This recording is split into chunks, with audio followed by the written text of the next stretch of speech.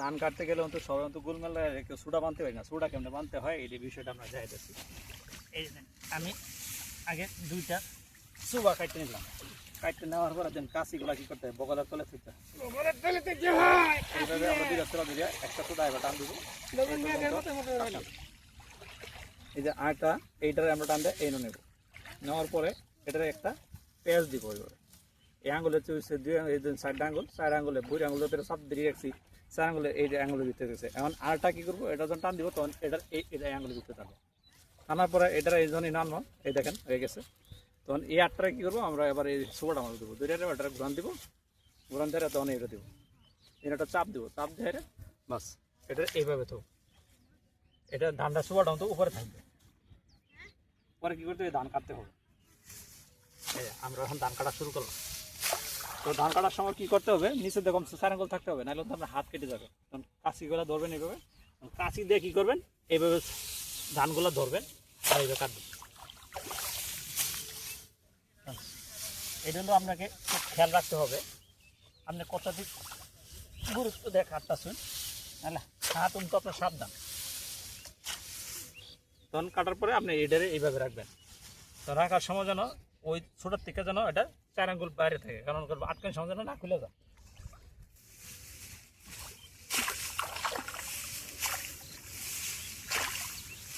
তো ধান কাটার সময় খেয়াল রাখতে হবে না হয়, কারণ বৃষ্টিতে তো অনেক পানি হয়ে গেছে।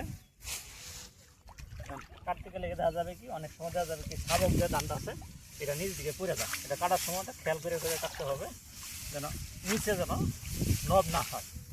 কারণ আল্লাহ দিচ্ছে, আল্লাহ দান, আল্লাহ পানি দিচ্ছে, কি করা যাবে, সব কিছু মেনটেন করে চলতে হবে। এই যে আমরা এই যে পানির মধ্যে দেখেন গাছ ধান কাটতেছি, আলহামদুলিল্লাহ কোনো ঝুঁক নাই। বাংলাদেশ নিয়ে ঝুঁকের একটা উপদ্রব আছে, তার আলহামদুলিল্লাহ এটা কোনো ঝুঁক নাই। এই যে পানিটা দেখতেছেন এটা কিন্তু সবসময় আমরা জীবন ভরা দেখেছি কি শুকনো আমাদের ক্ষেত্রে কখনো পানি পড়ছে না। কারণ এইবার বৃষ্টি সারা বছরই ছিল বৃষ্টি, আর জলাবদ্ধতার কারণে বৃষ্টির পানি তো যেতে পারে না, জলাবদ্ধতার কারণে আজকে এই অবস্থা। অতিরিক্ত ফিশারি যারা খাল না রাখে সেই জন্য এই অবস্থা। আজকে যদি খাল থাকতো, এই ফিশারিগুলো যদি না থাকতো তাহলে এইগুলো পানি কখনো বাঁচতো না।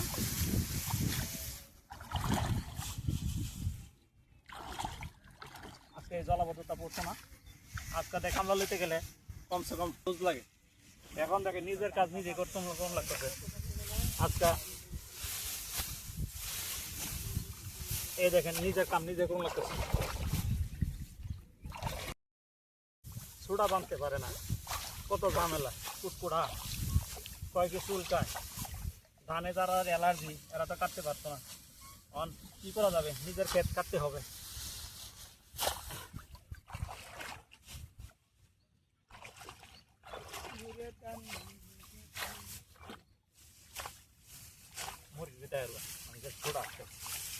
এই দেখেন কাটতেছি আমরা,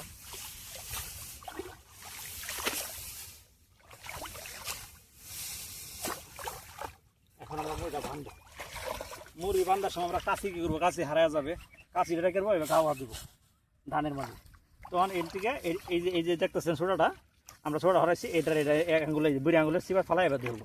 তখন এটারে এমনি আমরা টান দিব, দিয়া এটা এমনি আটকাবো। এখন এটা হলো আমরা এক নট গিরো দিছি, এটা কিন্তু বান ধরুন লাগছে না, এটা খুলবেও না। এখন আমি এটা ঢুকাবো কেউ না, এখন এন্দা আঙুল দেবো আর এন্দা বুড়ি আঙুল দেবো, দিয়ে পানি তো দেখা যায় না। এনে আমরা একটা পা দিয়ে একটা চাপ দেবো, দেওয়ার পরে দেখেন এই দেখেন ফাঁক হয়ে গেছে। এই দেখেন আমরা গিরো দিয়ে দিছি। এখন দেখেন এই যে মুড়িটা আলহামদুলিল্লাহ খুলবে না, আজ 3 দিনও যদি থাকে তো খুলবে না।